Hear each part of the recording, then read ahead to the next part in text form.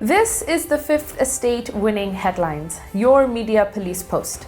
In this segment, we summarize some of the headlines that you may have missed this morning, but we also take a look at the political pieces that we call cartoons in this country.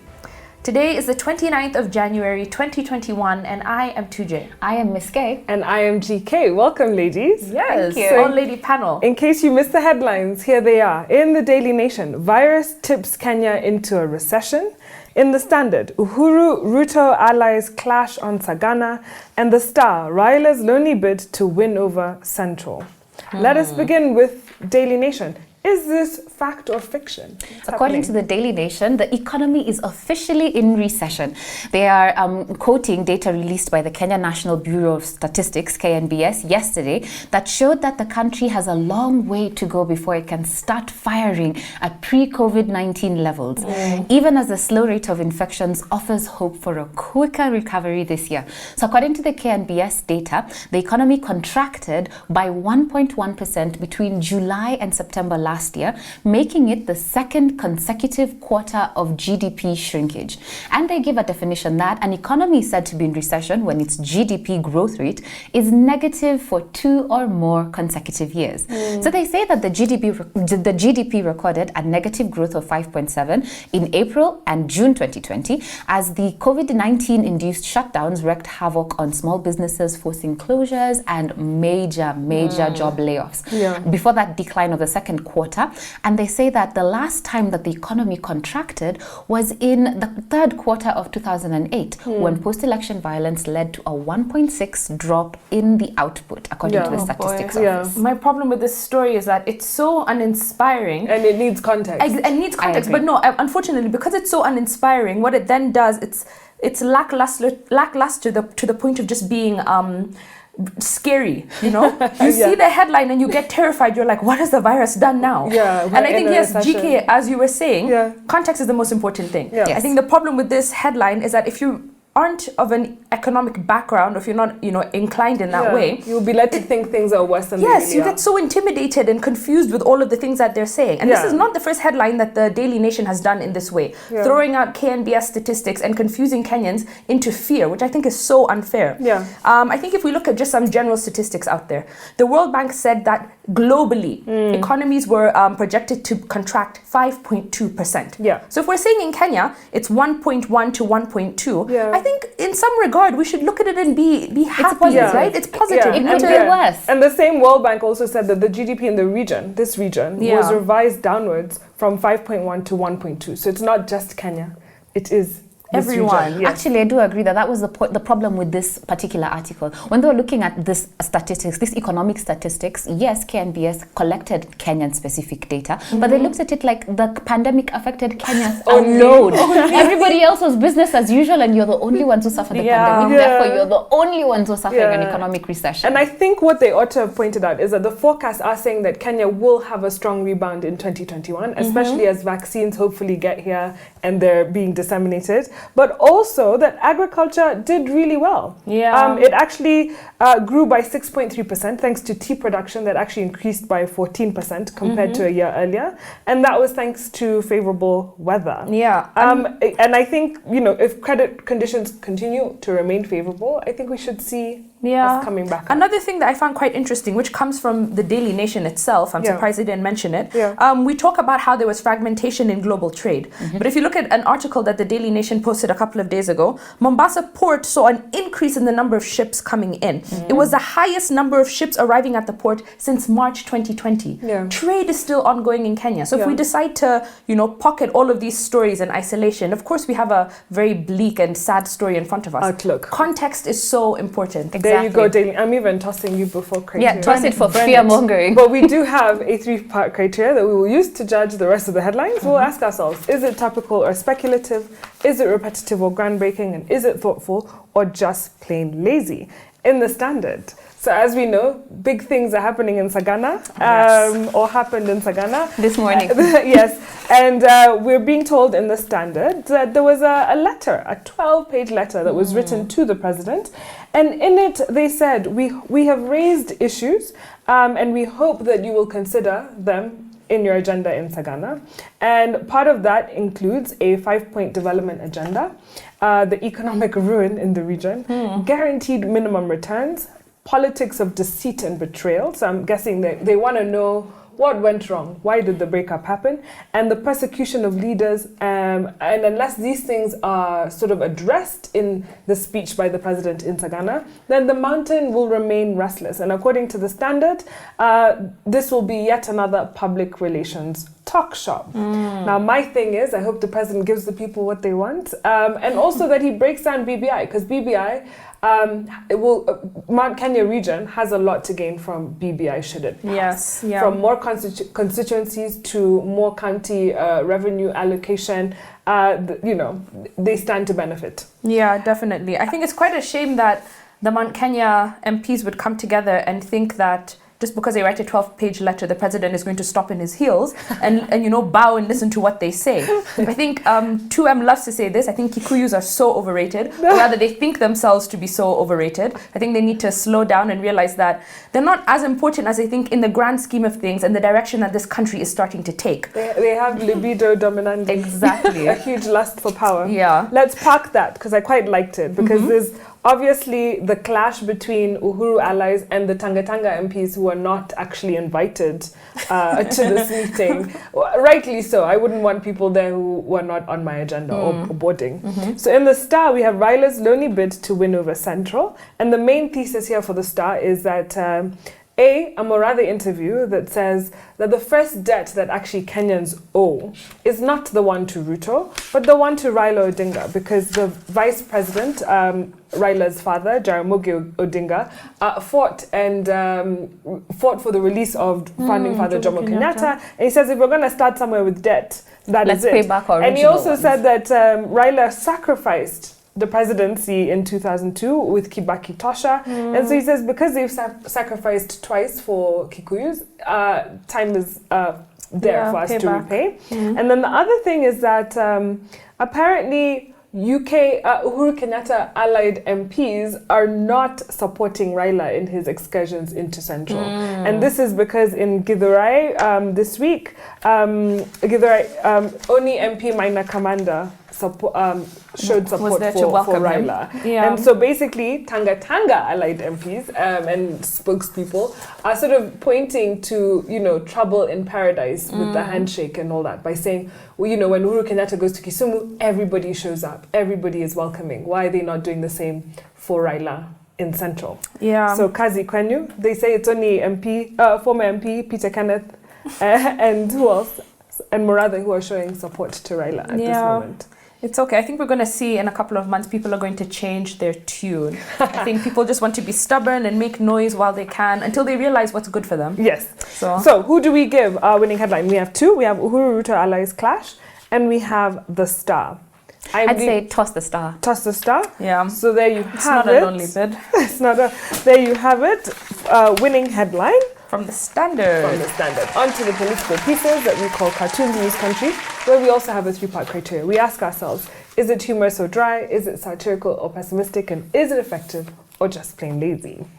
In the Daily Nation, we have a big yawn, a cartoon by Iga, and he has a drawing of a person. I think this is a person representing JP. And he's holding two dogs, one for Tanga and the other for Kieleweke, and they're barking at each other. He's holding them back. Oh, Iga. Boring. In other news, why have we had only Iga cartoons this week? Yeah. Dula, I miss you. Come back, definitely. In the Standard, what do we have? In the Standard, we have a cartoon of somebody who is having a steam, sitting on a chair with a blanket over their head and the coronavirus laughing in the corner. And Gado's little guy in the corner is saying, TZ fighting corona. Oh, Tanzania. I think the context here is that Magufuli encouraged Tanzanians to take a steam inhalation in order to ward off the effects of coronavirus. At least he's admitting that it's there.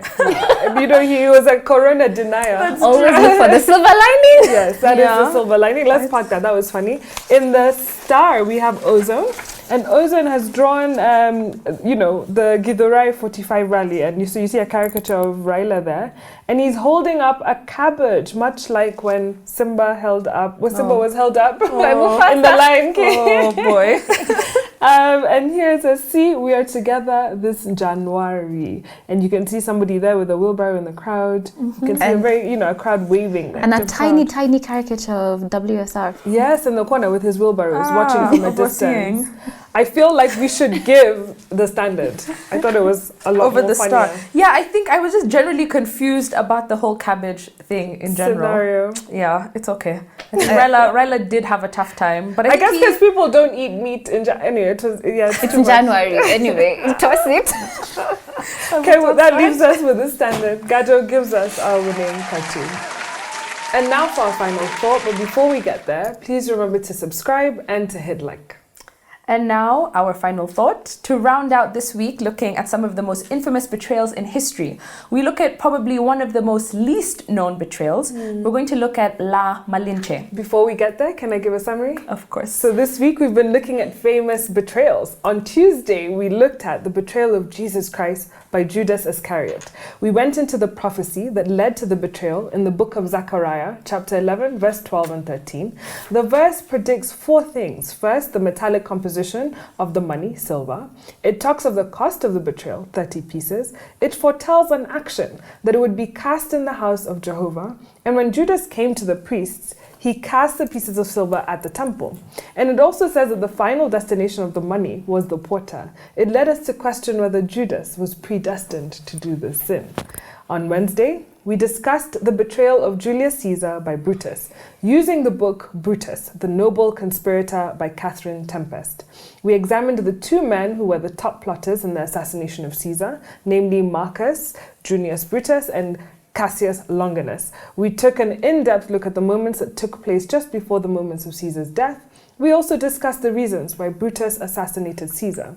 Brutus believed that his actions were for the Republic, but his actions actually may have made things worse. And on Thursday, we explored the betrayal of the American independence movement to the British by General Benedict Arnold, using the book The Tragedy of Benedict Arnold, An American Life by Joyce Lee Malcolm. And here we try to understand why a beloved general like Arnold would betray the cause that he fought so hard for. Through the book, we understood that his betrayal was not as black and white as is recorded in history books. And today, Donna Marina. Yes, another one of her nicknames. Yes. So the main players in the Spanish-Aztec War were a man by the name of Hernán Cortés of Spain and Montezuma, who was the Aztec Emperor of Mexico. Yeah. So, lesser known, even though very much important, was a brilliant, multilingual, exiled Aztec woman who was enslaved and then served as a guide and interpreter, and then also became Cortez's mistress. And she was known as Donna Maria, or more widely as Malinche. So in modern Mexican culture, her nickname, La Malinche, has become synonymous with deceit and betrayal. So this woman, she came from a noble family, but following her father's death, she was sold into slavery by her own mother. Her mother had remarried another nobleman and given birth to a son. So Malinche became almost like an inconvenient stepchild. And so she was removed to ensure that the couple's new son would be the only heir. So her mother sold her into enslavement in secret and then told everybody in the town that she had died. Wow. So she was sold around a couple of times, but in 1519, Malinche's life was changed forever because of the arrival of the Spanish conquistador, Hernán Cortés. And when he arrived in the city, he was given 20 enslaved women as a peace offering, and Malinche was one of the women who was given to him. And because she was born to the father of an Aztec chief, it gave her an unusual level of education. And so she learned all these languages, she was very quick, and she ended up becoming a guide and interpreter to the Spanish army. And through all these travels, she became indispensable as a translator, not only because of that translating ability, but because she could speak compellingly, she was good at strategy, and she was good at forging political connections. And so, of course, this came at the cost of her native Mexican people. And with her help, Cortés was able to kill Montezuma the Aztec leader, and end the rule of the Aztec Empire, ushering in a new era of Spanish domination. So many claim that without her help, this may not even have been able to happen. And so that's why we say in modern Mexican culture, her name is synonymous with deceit and betrayal. But this interpretation really leaves one key thing out of the story. She didn't have much power to herself because she was still just a slave. And some historians argue that psychologically, because her life kind of started with her sale because of her mother and being moved around as a slave, what else was she to do? And so I guess the question that Miss K and GK will answer is, was she a traitor, a victim, or was she a survivor? I don't know. And the thing is, we may never know. Because in 1492, because the story that we read about her happens in the 1500s, the world had been shattered, or rather the world as Europe knew it was shattered. They discovered a new place, a new world. And they were wondering, their first impressions of the Europeans as they landed in the Native Americans, their first encounters with them were both complex and biased, because they regarded them colored by their own prejudices and also their expectations regarding what they would find in this previously unknown new world. And the Native Americans' view of Native American women, now particularly, was mostly negative, because their view of their own women was highly negative. Women in old Europe were chattel. They were property. And for instance, there is a historian, Jean Dillery, who explained that, I have concluded that the same master of Brazilian women is the same as those of witches here. Wow. They're guided by the same spirit of Satan. Now, if that is not an inclination as to how negatively they viewed women, I don't know if there is any other way. So anyway, Europeans saw Native American civilization using their own values, and as a result, they gave women very scarce importance. They didn't even mention them in the historical records, but there are exceptions. Pocahontas, we know her, and Malinche. But the thing is this, her actions were only recorded where they suited European interests, like where she was told by the chief of a nation that they were planning an attack on the Spaniards, and that if the attack happened, they would protect her, but they would kill them. So she takes it to her lover and tells him, dude, they're gonna kill you. Do you know what the guy does? He goes and annihilates that tribe, and that's what essentially paved the way, because that was the last remaining bastion of support for the Aztecs. And once he concluded and completed them, he was able to just pave his way through and dominate. So anyway, her motivation for acting as an intermediary has been questioned, it's been discussed, it's been simplified, it's been romanticized, but it's also been vilified. And why they chose to aid these strange newcomers, we will never know. But it made me think of something that we looked at earlier this year. We looked at a book by Nazreen Malik, We Need New Stories, challenging the toxic myths behind our age of discontent. And one of the myths in that book was the myth of the reliable narrator. And that's the thing. Western culture only chose to venerate the Native American women who successfully interacted with, or in their perception, integrated with their culture. So that's why they tell her story. And we need new narrators, we need new storytellers, because unfortunately she'll never be able to tell us her own story and we can only speculate. But it's unfair. Yes.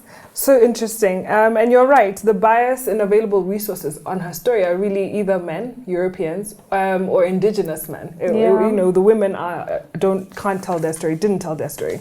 What was interesting, and I think two major themes that stood out as I was reading about Malinche, was themes in the Spanish conquest that were important for them to achieve conquest. One, the use of conversion to Christianity, which as Africans we know so well. And two, the use of interracial relationships in order to promote assimilation and loyalty. So you have this idea that indigenous women such as Malinche are being given to the Spanish men so that they may breed and promote that loyalty. Now what's interesting that I found is that women were also used as tokens of peace. So you would find that even the indigenous men were complicit in this conversion of their women and also giving them to the Spaniards. And so what would happen is a conversation would go like this. We want to give you our daughters for wives to bear you children, for you are so good and brave that we wish to be your brothers. This is the indigenous men. And then the Spanish would accept these women in the interest of maintaining the peace and gaining loyalty from the natives. So it went both ways. But then it goes a step further, that there's some women who were okay with being given to the Spanish men because this meant better protection and support for their children. So you got pregnant and sought the support of the Spanish because it's what, it was for sustenance. You stayed alive because of it. But the other thing, which is an interesting perspective, is that the real Malinche was actually very powerful in her own right and very intelligent. In the Catholic faith of that time, women were not even supposed to speak or talk in public, and yet she talked. In Aztec culture, you know, the Aztec ruler was known as the one, he who speaks, and only the powerful spoke. And look at this woman, a slave who broke the rules and spoke. She became a translator. So I think that's the upside of all this. And then the other thing is, did Malinche, being a slave, actually have free will? So could she be a traitor, or was she forced into doing these things that she did, right? So I think she didn't have much choice in her fate, but I think she used it to her advantage, and that's why we're discussing her today on this table. Really interesting week. I think if anything it's taught me is that betrayal is very complex. Yes. You know, there's more than meets the eye. And if I can play the role of 2M today. As the president is in Sagana this week, I think people need to open their ears and listen to what he's saying with a keen eye, but also read between the lines. I think if Mount Kenya is so obsessed or upset about this so-called betrayal that they see has happened between him and the deputy president, betrayal is complex. I think we need to listen and understand why this relationship fell apart. And who betrayed who? Who betrayed who? Exactly. So on a day, guys, where we had winning headline from the Standard, winning cartoon from the Standard, I want to leave you with this. Everyone suffers at least one bad betrayal in their lifetime. It's what unites us. The trick is not to let it destroy your trust in others when that happens, and don't let them take that from you. So have a lovely weekend. Subscribe to our YouTube channel. Find us on TV. We're on GoTV, Pan Free Channel, and StarTimes. Have a lovely weekend.